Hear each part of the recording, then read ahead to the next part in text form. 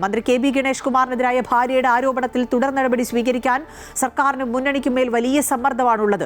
നിർണായക മന്ത്രിസഭാ യോഗം ഇന്ന് ചേരുന്നുണ്ട്. ഗണേഷ് കുമാർ മന്ത്രിസഭാ യോഗത്തിൽ പങ്കെടുക്കും എന്നുള്ള വിവരമാണ് വരുന്നത്. മുഖ്യമന്ത്രിയുടെ തീരുമാനമാണ് ഇതിൽ നിർണായകമാവുക എന്നാണ് മനസ്സിലാക്കുന്നത്. അതേസമയം പ്രതിപക്ഷമാണെങ്കിൽ പ്രതിഷേധം കടുപ്പിക്കുകയാണ്. പ്രതിപക്ഷത്തിന് അങ്ങനെ പ്രതിഷേധം കടുപ്പിക്കാൻ പല കാരണങ്ങളും ഈ ഘട്ടത്തിൽ ഉണ്ട്. അൻഫ്രിഡ് ഡിസൂസയാണ് ഈ വാർത്തയുടെ വിശദാംശങ്ങൾ നൽകുക. അൻഫ്രിഡ് സൂചിപ്പിച്ച പോലെ വലിയ ആരോപണത്തിൽ സർക്കാർ പെടുന്ന ഒരു സാഹചര്യം, അതായത് തെരഞ്ഞെടുപ്പ് അടുത്ത ഒരു സാഹചര്യത്തിൽ സർക്കാരിന് തിരിച്ചടിയാവുന്ന പുതിയൊരു കാരണം കൂടി കിട്ടുകയാണ് കെ ബി ഗണേഷ് കുമാറിലൂടെ. ഗണേഷ് കുമാറിന്റെ ഒരു രാജി തന്നെ മുഖ്യമന്ത്രി ആവശ്യപ്പെട്ടേക്കും എന്നുള്ള സൂചനകൾ കൂടി പുറത്തു വരുന്നുണ്ടല്ലോ.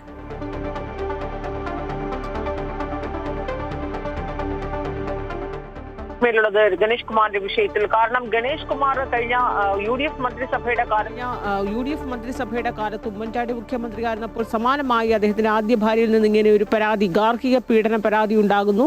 അത് രാഷ്ട്രീയ കേരളത്തിൽ എത്രത്തോളം കൊടുമ്പിരി കൊണ്ടതാണ്. ഒടുവിൽ ഗണേഷ് കുമാറിന് മന്ത്രിപദം വിട്ട് ഒഴിയേണ്ടി വന്ന രാഷ്ട്രീയ സാഹചര്യങ്ങളൊക്കെ തന്നെയും കേരള സമൂഹത്തിന് മുന്നിലുണ്ട്.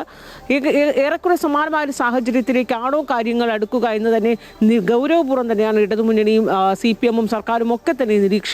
കാരണം ഗണേഷ് കുമാറിനെതിരെ പരാതിയായി ഇതുവരെ ബിന്ദു മേനോൻ നൽകിയിട്ടില്ല എന്നത് ഒരു ഘടകം തന്നെയാണ്. പക്ഷേ ബിന്ദു മേനോന്റെ തന്നെ വാക്കുകളിൽ നിന്ന് ഗണേഷ് കുമാർ ഈ ഒരു വിഷയം ഉണ്ടായപ്പോൾ ആർ ശ്രീലേഖയെ വിളിക്കുന്നു. ആർ ശ്രീലേഖ മുൻ DGP ആണ്, ഉത്തരവാദിത്തമുള്ള ഒരു മുൻ പദവിയിലിരുന്നൊരു വ്യക്തിയാണ്. അതിനപ്പുറത്തേക്ക് അത് കുടുംബ ബന്ധുവാണ്, ഒരു ബന്ധുത്വത്തിന്റെ പേരിൽ വിളിച്ചതാണ് എന്ന് പറഞ്ഞാൽ കൂടിയും ഈ ബിന്ദുവിന്റെ വാക്കുകളിൽ നിന്ന് തന്നെ മുഖ്യമന്ത്രിയുടെ മകളെ ഫോണിൽ വിളിച്ചിരുന്നുവെന്ന് പറയുന്നുണ്ട്.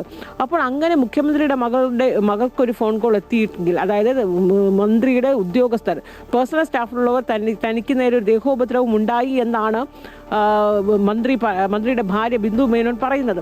അങ്ങനെയെങ്കിൽ മുഖ്യമന്ത്രിയുടെ മകൾക്ക് ഇങ്ങനെ ഒരു ഫോൺ കോൾ വന്നിട്ടുണ്ട് എങ്കിൽ എന്തുകൊണ്ട് ഇത് പോലീസിൽ പരാതിയായി വന്നിട്ടില്ല, പരാതിയായി പോയില്ല, പോലീസിൽ എന്തുകൊണ്ട് അറിയിച്ചില്ല എന്ന രീതിയിലുള്ള ചോദ്യങ്ങൾ ഉയരുന്നുണ്ട്.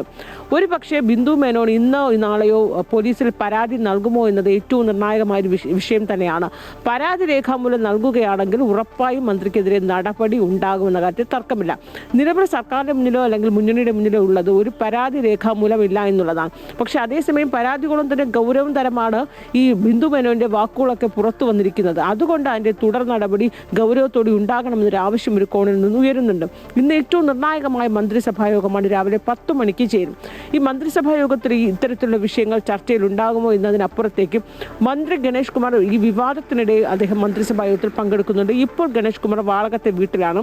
അവിടെ നിന്ന് നേരെ മന്ത്രിസഭാ യോഗത്തിൽ പങ്കെടുക്കുമെന്നാണ് അറിയുന്നത്. അതിനുശേഷം KSRTCയുടെ ഒരു പരിപാടി അദ്ദേഹത്തിൻ്റെ ഔദ്യോഗിക പരിപാടിയാണ്. ആ പരിപാടി 11 മണിയോടുകൂടിയാണ് തിരുവനന്തപുരത്ത്.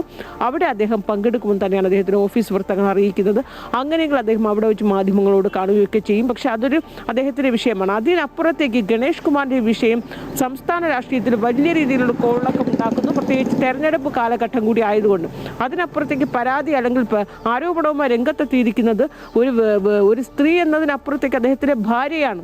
ഭാര്യ ഏറ്റവും ഗുരുതരമായ ഒരു പരാതി അദ്ദേഹത്തിനെതിരെ നൽകുമ്പോൾ എന്തുകൊണ്ട് സർക്കാർ നടപടി സ്വീകരിച്ചില്ല? പോലീസ് പോലും ഇവിടെ വെട്ടിലായിരിക്കുകയാണ്. പോലീസിൽ വിളിച്ചിരുന്നു എന്നാണ് പറയുന്നത്. പക്ഷേ പോലീസിന്റെ ഭാഗത്തു നിന്ന് ഒരു ഉത്തരവാദിത്തപ്പെട്ട നടപടി ഉണ്ടായില്ല എന്നൊരു ആരോപണം ശക്തമാണ്. ഇത് തന്നെയാണ് പ്രതിപക്ഷത്തിന്റെ കയ്യിൽ ഏറ്റവും വലിയൊരു ആയുധം. പ്രതിപക്ഷം ഈ മന്ത്രിയുടെ ഭാര്യയ്ക്ക് പോലും സംരക്ഷണം നൽകാൻ സർക്കാരിന് കഴിയുന്നില്ല എന്നൊരു ക്യാമ്പയിനൊക്കെയാണ് പ്രതിപക്ഷം ഏറ്റെടുത്ത് നടത്താൻ പോകുന്നത്. ഇന്ന് അദ്ദേഹത്തിന്റെ ഔദ്യോഗിക വസതിയിലും അദ്ദേഹത്തിന്റെ വീട്ടിലും, അതായത് ഗണേഷ് കുമാറിന്റെ വീട്ടിലും ഔദ്യോഗിക വസതിയിലും വലിയ രീതിയിലുള്ള പ്രതിഷേധം സംഘടിപ്പിക്കാനാണ് പ്രതിപക്ഷത്തിന്റെ നീക്കം. മഹിളാ മോർച്ച, മഹിളാ കോൺഗ്രസ് ഉൾപ്പെടെയുള്ള വനിതാ സംരക്ഷണ സംഘടനകളൊക്കെ തന്നെയും ഈ പ്രതിഷേധത്തിന് മുൻകൈയെടുത്ത് തന്നെ രംഗത്തിറങ്ങി. ഇന്നലെ മുതൽ തന്നെ സംസ്ഥാനം നമ്മൾ പലയിടത്തും അദ്ദേഹത്തിനെതിരെ പ്രതിഷേധം തലസ്ഥാനത്തൊക്കെ തന്നെ കണ്ടതാണ്. ആ പ്രതിഷേധത്തിനപ്പുറത്തേക്ക് വലിയ രീതിയിലൊരു പ്രതിഷേധം മന്ത്രിയുടെ രാജി ആവശ്യപ്പെട്ട് നടത്താനായി പ്രതിപക്ഷം ഏറ്റെടുത്തു കഴിഞ്ഞിരിക്കുന്നു. ഇനിയിപ്പോൾ മുഖ്യമന്ത്രി എന്ത് നിലപാടെടുക്കുന്നത് ഒരു ചോദ്യം തന്നെയാണ്. കാരണം മുന്നണിക്കുള്ളിൽ അസ്വാരസ്യങ്ങൾ ഇന്നലെ മുതൽ തന്നെ പൊട്ടിപ്പുറപ്പെട്ടു. കാരണം CPI പരസ്യമായാണ് CPIയുടെ MP സന്തോഷ് കുമാർ രംഗത്ത് വന്നത്. ഈ ഒരു വിഷയത്തിൽ അദ്ദേഹം കടുത്ത വിമർശനം രേഖപ്പെടുത്തിയിട്ടുണ്ട്. അപ്പോൾ മുന്നണിയിൽ CPI വലിയ രീതിയിൽ കടുത്ത അമർഷം രേഖപ്പെടുത്തുന്ന ഒരു സാഹചര്യം. CPM-ൽ പോലും വിമർശനമുണ്ട്. മന്ത്രിസഭയിൽ മന്ത്രിമാർക്കിടയിൽ എന്തൊരു നിലപാട് നിലപാടാകും സ്വീകരിക്കുക. ഇതിലൊക്കെ തന്നെ അന്തിമ മുഖ്യമന്ത്രി ഇക്കാര്യത്തിൽ എന്ത് നിലപാടെടുക്കുമെന്നുള്ളതാണ്. ഒരു രാജിയിലേക്കൊക്കെ തന്നെ കാര്യങ്ങൾ എത്തുമോ എന്നത് ഈ ഘട്ടത്തിൽ നമുക്ക് പറയാനാവുകയില്ല. പക്ഷേ അത്രമേൽ സമ്മർദ്ദം സർക്കാരിന് മേലും CPM-ന് മേലും മുന്നണിക്ക് മേലും ഉണ്ട് എന്ന കാര്യത്തിൽ വ്യക്തമാണ്. ഇനി അദ്ദേഹത്തിന്റെ ഭാര്യ ബിന്ദു മേനൻ ഒരു പരാതിയുമായി പോലീസിനെ സമീപിക്കുകയല്ല, മുഖ്യമന്ത്രിയുടെ ഓഫീസിൽ ഒരു പരാതി എത്തുകയോ ചെയ്യുകയാണെങ്കിൽ കാര്യങ്ങൾ കുറച്ചുകൂടി കടുപ്പത്തിലാകുമെന്ന കാര്യത്തിൽ. ശരി ആൻഫ്രിഡ്, മറ്റൊരു പ്രധാനപ്പെട്ട കാര്യം ആൻഫ്രിഡ് സൂചിപ്പിച്ച പോലെ തെരഞ്ഞെടുപ്പ് കാലമാണ്. അതുകൊണ്ട് തന്നെ സ്ഥാനാർത്ഥി നിർണയവും ഒക്കെയായി ബന്ധപ്പെട്ട് പാർട്ടി നേതാക്കളൊക്കെ അവരുടെ ദേശീയ നേതൃത്വവുമായൊക്കെ ആശയവിനിമയം നടത്തുന്ന സമയമാണ്. കോൺഗ്രസ് നേതാക്കൾ ഡൽഹിയിലേക്ക് പോവുകയാണെന്ന് മനസ്സിലാക്കുന്നു. സ്ക്രീനിംഗ് കമ്മിറ്റി ചർച്ച ചെയ്ത പട്ടിക അംഗീകരിച്ചാൽ ഒന്നാം ഘട്ട സ്ഥാനാർത്ഥി പ്രഖ്യാപനത്തിലേക്ക് പോകും. ഒപ്പം നമ്മൾ പ്രതീക്ഷിക്കുന്നത് ആരൊക്കെയാണ് സ്ഥാനാർത്ഥികൾ എന്നുള്ളതാണ്. അതിൽ നേമത്ത് KS ശബരിനാഥനാണ് പട്ടികയിൽ ഒന്നാം സ്ഥാനത്തുള്ളത് എന്നതും തിരുവനന്തപുരത്ത് CP ജോൺ ആണ് മത്സരിക്കാൻ പോകുന്നത് എന്നുള്ള വിവരം വരുന്നുണ്ടല്ലോ. അതിന്റെ വിശദാംശങ്ങൾ കൂടി. അതെ, ഇനിയിപ്പോൾ തിരഞ്ഞെടുപ്പ് പ്രധാനമന്ത്രി നാളെ കൊച്ചിയിലേക്ക് എത്തുന്നു. അതായത് 3 മുന്നണികളും തിരഞ്ഞെടുപ്പ് ഘട്ടത്തിലേക്കൊക്കെ കടന്നു കഴിഞ്ഞിരിക്കുകയാണ്, പ്രചാരണത്തിലേക്കൊക്കെ കടന്നു കഴിഞ്ഞിരിക്കുകയാണ്. പലയിടത്തുമൊക്കെ ഔദ്യോഗിക പ്രഖ്യാപനം ഉണ്ടാകുന്നതിന് മുമ്പ് ചുമരെഴുത്തും സ്ഥാനാർത്ഥികൾ രംഗത്ത് വരുന്നതൊക്കെ നമ്മൾ കണ്ടതാണ്. ഇനി ഒരു ഔദ്യോഗിക ഘട്ടത്തിലേക്ക് കടക്കുന്നു. ആ ഒരു ഘട്ടത്തിലേക്കാണ് 3 മുന്നണികളും എത്തുന്നത്. ഇതിന്റെ ഭാഗമായാണ് ഇന്ന് കോൺഗ്രസിലെ സംസ്ഥാനത്തെ പ്രധാന കോൺഗ്രസ് നേതാക്കളൊക്കെ തന്നെയും രാവിലെയോടുകൂടി ഡൽഹിക്ക് അവർ പുറപ്പെടുകയാണ്. 8-9 മണിയാകുമ്പോൾ വിവിധയിടങ്ങളിൽ തിരുവനന്തപുരത്ത് നിന്ന് കണ്ണൂർ പ്രതിപക്ഷ നേതാവ് കോഴിക്കോടാണുള്ളത്. അദ്ദേഹം കോഴിക്കോട് നിന്ന് 8 മണിക്കുള്ള ഫ്ലൈറ്റിൽ പോകുന്നു എന്നാണ് മനസ്സിലാക്കുന്നത്. കണ്ണൂരിൽ നിന്ന് KPCC പ്രസിഡന്റ് ഉൾപ്പെടെയുള്ള എല്ലാ പ്രമുഖ നേതാക്കളും എത്തുന്നുണ്ട്. കാരണം നാളെ കേന്ദ്ര തെരഞ്ഞെടുപ്പ് കമ്മിറ്റി യോഗം, കോൺഗ്രസിന്റെ കേന്ദ്ര തെരഞ്ഞെടുപ്പ് കമ്മിറ്റി യോഗം നാളെ ഡൽഹിയിൽ ചേരുകയാണ്.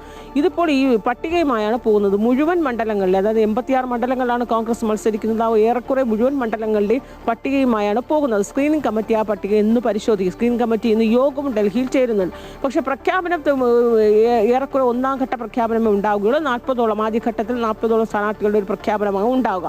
2 ദിവസത്തിനുള്ളിൽ പ്രഖ്യാപനം, ആദ്യഘട്ട പ്രഖ്യാപനം ഉണ്ടാകുമ്പോൾ തന്നെയാണ് ഇപ്പോൾ ഏറെക്കുറെ ഉറപ്പായിരിക്കുന്നത്. കാരണം ഇന്ന് സ്ക്രീനിംഗ് കമ്മിറ്റി ചേരുന്നു. ഈ പട്ടിക സംസ്ഥാന നേതാക്കൾ കൊണ്ടുപോകുന്ന പട്ടികയിൽ ഒരിക്കൽ കൂടി ഒരു പുനഃപരിശോധന നടത്തുന്നു. അതിനുശേഷം നാളെ കേന്ദ്ര തെരഞ്ഞെടുപ്പ് കമ്മിറ്റി യോഗവും കോൺഗ്രസിന്റെ ചേരുന്നുണ്ട്.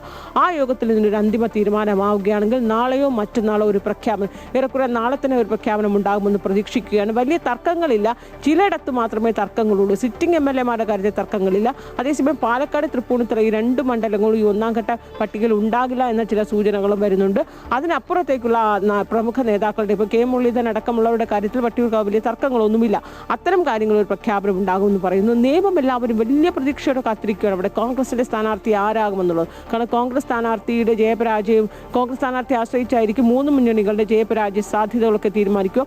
KS ശബരിനാഥ്, ആ പട്ടികയിൽ 3 പേരുണ്ട്. അതിൽ ഒന്നാം സ്ഥാനത്തുള്ളത് KS ശബരിനാഥിന്റെ പേര് എന്ന് തന്നെയാണ് ഏറ്റവും ഒടുവിൽ നമുക്ക് ലഭിക്കുന്നത് വിവരം. KS ശബരിനാഥിന്റെ സന്നദ്ധതനാണോ അല്ലയോ എന്നൊരു ചോദ്യം വരുന്നു. ഏറ്റവും ഒടുവിൽ അദ്ദേഹം മത്സരിക്കാൻ തയ്യാറാണ് എന്ന സന്നദ്ധത നേതൃത്വത്തെ അറിയിച്ചു എന്നാണ് മനസ്സിലാക്കുന്ന വിവരം. അങ്ങനെയെങ്കിൽ KS ശബരിനാഥിൽ തന്നെയാകും സാധ്യത നേമത്ത്. ഒപ്പം തിരുവനന്തപുരം സീറ്റ് ഘടകകക്ഷിക്ക് നൽകാനുള്ള ഒരു തീരുമാനം ഉണ്ടായിരിക്കുന്നു. അതിനെതിരെ CMPക്ക് നൽകാൻ വേണ്ടി CP ജോൺ ഏറ്റവും വിജയ സാധ്യതയുള്ള ഒരു മണ്ഡലം എന്ന രീതിയിൽ ഇത്തവണ തിരുവനന്തപുരം സെൻട്രൽ കൊടുക്കാൻ തീരുമാനിച്ചിരിക്കുന്നു. പക്ഷേ ആ സ്ഥാനാർത്ഥിത്വത്തിനെതിരെ അദ്ദേഹത്തിന് ഘടകകക്ഷിക്ക് വിട്ടുകൊടുക്കുന്നതിന് തിരുവനന്തപുരത്ത് വലിയ രീതിയിലാണ് DCCയിൽ പ്രതിഷേധം ഉണ്ടായിരിക്കുന്നത്. പ്രാദേശിക നേതാക്കൾ പലരും രാജ്യസന്നദ്ധത അറിയിച്ചിരുന്നു. പ്രത്യേകിച്ച് VA ശിവകുമാർ, ശരത്ചന്ദ്ര പ്രസാദ് തുടങ്ങിയ പ്രമുഖ നേതാക്കളൊക്കെ തിരുവനന്തപുരം സീറ്റിലാണ് കണ്ണുവച്ചിരിക്കുന്നത്. പക്ഷേ അവരുടെയൊക്കെ പ്രതിഷേധങ്ങളെ കണക്കിലെടുക്കാതെ പ്രതിഷേധങ്ങൾക്ക് വലിയ കാര്യമാക്കേണ്ടതിനാണ് KPCC നേതൃത്വം തീരുമാനിച്ചിരിക്കുന്നു. അങ്ങനെ CMPക്ക് തന്നെ CP ജോൺ തന്നെ അവിടെ സ്ഥാനാർത്ഥിയാകും. പക്ഷേ ഈ പട്ടികകൾക്ക് ഒരു അന്തിമ രൂപം അംഗീകാരം നൽകണമെങ്കിൽ സ്ക്രീനിംഗ് കമ്മിറ്റി ഒന്നുകൂടി ഡൽഹിയിൽ യോഗം ചേർന്ന്